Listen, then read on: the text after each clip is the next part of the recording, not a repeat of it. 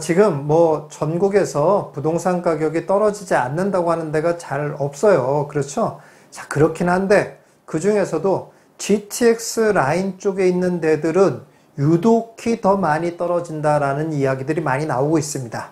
자, 이렇게 GTX 라인 쪽에서 도대체 무슨 일이 있었기에, 그리고 이런 일들을 통해서 정말 우리가 투자에 있어서 아주 중요한 것을 배워야 할 것이 있습니다. 그게 뭔지 한번 살펴보도록 하겠습니다.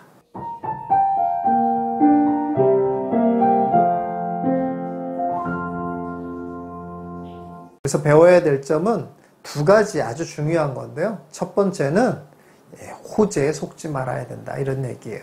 우리가 호재를 볼 때 반드시 봐야 될 세 가지 요소가 있습니다. 첫 번째는 파급력, 두 번째는 실현 가능성, 세 번째는 실현 시점. 이 세 가지를 보셔야 되거든요. 자, 그럼 GTX를 한번 보자고요. 일단 파급력은 어떻습니까? 매우 강력합니다. 그건 좋아요. 뭐 GTX 얼마나 빨리 갑니까? 도심 중심과 연결하는 거니까 파급력은 매우 센 거예요. 그렇죠. 그런 것과 뭐 우리 동네에 마을버스 하나 생긴다, 이런 것과는 파급력이 완전히 틀릴 거지 않습니까? 그렇죠. 그런데 그것도 이렇게 비교를 해봐야 아는 거지, 그냥 그 동네에서만 살고 그게 전부인 줄만 아는 분들은, 그런 분들은 이런 개념도 사실은 이렇게 말해놓고 보니까 그렇다 이렇게 고개를 끄덕거리지만 모르는 분들이 굉장히 많아요. 마을버스 정거장 하나 생긴다는 거에 베팅하는 사람들이 있다고요.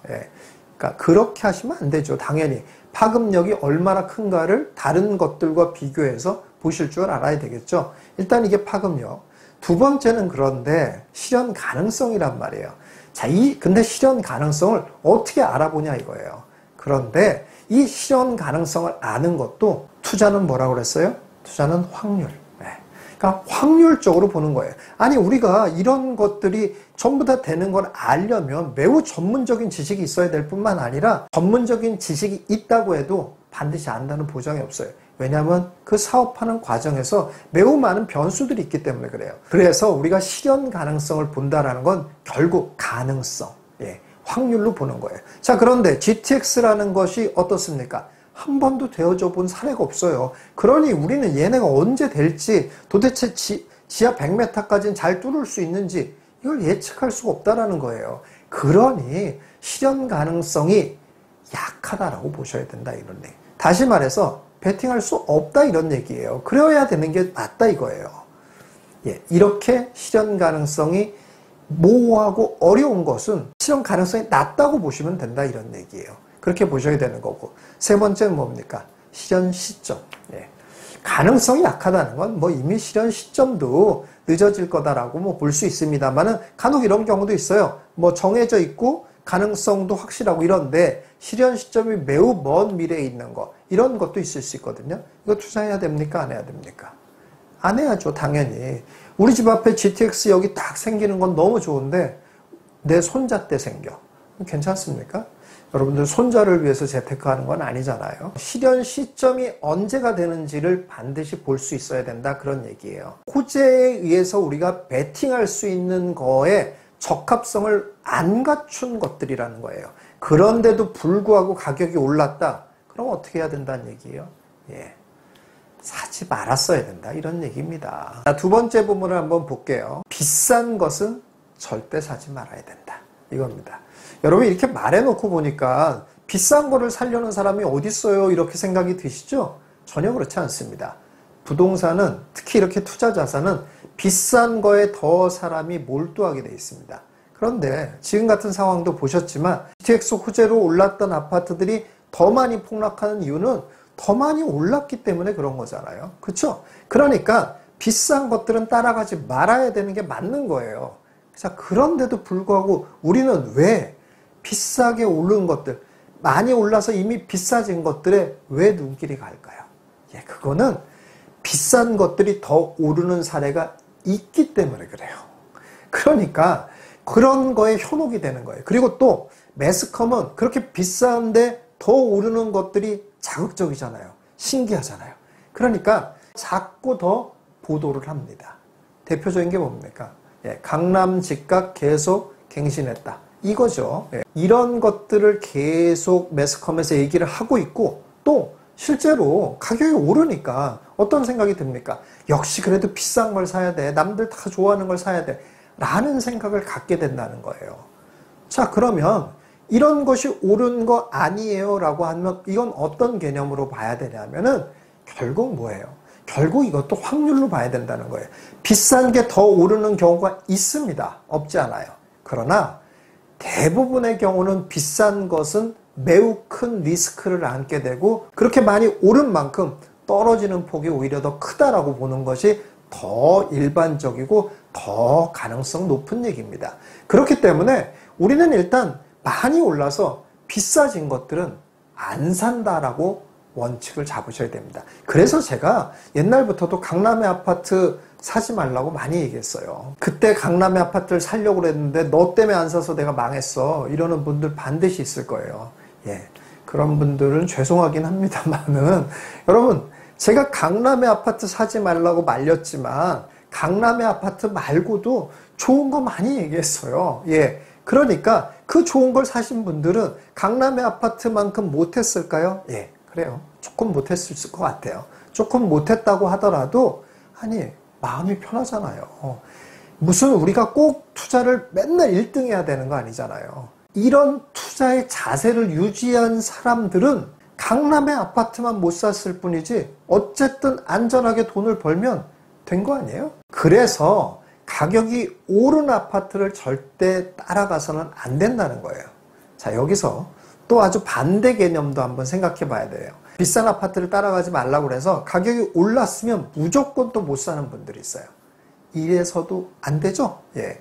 왜 그러냐면 이렇게 생각하시면 돼요. A라는 지역이 있고 B라는 지역이 있어요. 근데 A라는 지역과 B라는 지역의 사실 조건이 거의 다 비슷해요. 근데 A에는 어떤 호재가 생겨가지고 확 올랐어요. 그래서 5억이던 집값이 10억이 돼버렸습니다.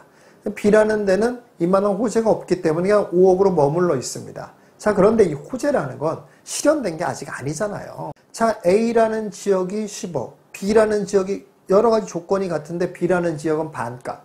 이럴 경우에 이게 맞는 가격이에요? 이건 비교 가능하고 가치를 우리가 거의 충분히 예상을 할 수가 있어요. 이 가치는 얼마쯤 될 거다. 이런 걸 예상할 수가 있어요. 자, 그래서 B가 오르기 시작했습니다. 5억이었던 것이 6억이 됐어요. 그러면 사람들은 또 어떻게 생각하냐면 그 사이 짧은 시간에 1억이나 올랐잖아요. 아, 그러니까 못 사.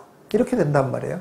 근데 얘는 10억까지는 아니어도 비슷한 조건의 지역이기 때문에 9억까지는 가지 않겠냐라고 볼 수 있는 게 정상적인 시각이에요. 그렇다면 6억에 사도 3억이라도 오를 수 있는 여지가 있잖아요. 그런데 1억 올랐다는 것 때문에 안 산다. 이것도 아니라는 거예요. 이렇습니다. 자, 여러분들, 제가 GTX 호재로 인해서 올랐던 아파트들이 다시 많이 폭락하고 있다는 걸 통해서 우리가 배워야 될 것이 있다라고 했지 않습니까? 배워야 될 것의 핵심은 바로 이것입니다. 우리가 평소에도 늘 이렇게 가치를 분석하는 훈련들을 하셔야 된다, 이런 얘기예요. 여기에서 호재로 인한 뭔가 알 수도 없는, 언제 될지도 모르는 호재로 인해서 만들어진 이런 가치를 가치로 인정해서는 안 된다는 겁니다. 우리가 인정하는 가치라는 것은 우리의 눈에 충분히 보이는 것들, 우리가 충분히 비교할 수 있는 것들, 이런 것들을 중심으로 해서 가치 평가를 해야 된다, 이런 얘기예요. 그렇게 되면 휘둘리지 않을 수 있어요. 그러면은 지금 GTX 라인 쪽에 있는 아파트들이 많이 떨어졌는데 그러면 지금 매입하는 것이 찬스가 아닐까요? 이렇게 또 생각하시는 분들도 있고, 자, 그럼 또 언제 오릅니까? 가지고 있는 사람은 도대체 언제 오릅니까? 뭐 이런 생각도 하시고 그럴 거예요. 제가 그냥 간단하게 말씀드리면 GTX 라인 쪽에 있는 아파트 가격이 떨어진 지금의 이 가격은 고평가도 아니고 저평가도 아닌 정도로 보입니다. 적정한 수준까지 왔다, 이렇게 보여집니다. 그렇다는 얘기는 무슨 말이에요? 투자로서는 뭐 그렇게 여전히 그다지 매력적이지 않아 보이고, 실수요자라고 하면 지금쯤 들어가서 산다고 하더라도 뭐 괜찮은 정도라고 봐야 될 것 같습니다. 그런데 여러분 또 이거 오해하지 마세요. 적정 가치라고 해서 더 이상 가격이 안 떨어진다는 것도 아니고 이제부터 가격이 올라간다는 뜻도 아니에요. 가격이라는 건 늘 가치에 머무르지 않기 때문에 더 떨어질 수도 있고, 반등할 수도 있습니다. 그것까지는 잘 모르겠어요. 자, 그런데 어쨌든 간에 가치를 분석하는 수준에서 봤을 때는 그 정도 수준이다 이렇게 보여집니다. 근데 지금 뭐 가격이 계속 떨어지고 있는데 자꾸 뭐 가치 분석하고 뭐 이렇게 해봐야 뭐 무슨 의미가 있겠어 라고 생각하시는 분들이 있죠. 예. 자, 여러분들 지금 하셔야 되는 거예요. 지금 연습을 해 놓으셔야 돼요.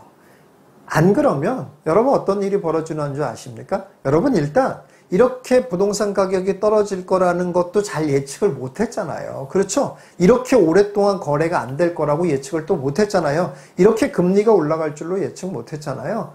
그런 것처럼 우리의 미래는 모릅니다. 그래서 언제 어떻게 다시 부동산이 화랑새로 접어들지 이것도 예측할 수 없는 거예요. 어쨌든 정부는 대놓고 얘기하지는 않지만 부동산 경기를 활성화하려고 무진장 노력을 하고 있습니다. 왜냐? 이거 까딱하다가는 경기 침체로 가게 생겼거든요. 그런 상황이에요. 근데 그러다 보면 갑자기 화랑으로 돌아설 수도 있다니까요. 그러면 또 어떤 일이 벌어지냐? 똑같은 일이 벌어집니다. 어딘가에 또 막 호재로 막 열광하고 막 오르는 게 있고 거기에서 이제 매스컴은 막 또 오른다 막 합니다. 그러면 어떻게 되겠어요? 또 고점에서 잡는 이런 일이 벌어진다 이런 얘기예요.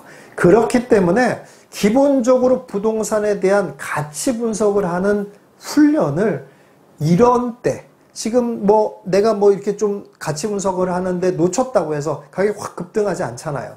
이럴 때 해두셔야 된다 이런 얘기. 이럴 때 해두셔야 그래야 그런 때가 와도 우리가 이렇게 매스컴이나 이런 거에 휘둘리지 않고 고점에 잡아서 호구되는 일이 없게 된다 이런 얘기입니다. 그렇기 때문에 부동산의 가치를 분석하는 연습을 안 해두시면 여러분 다음에 화랑이 왔을 때 그 호구의 자리는 여러분들이 차지하시게 된다 그런 얘기입니다.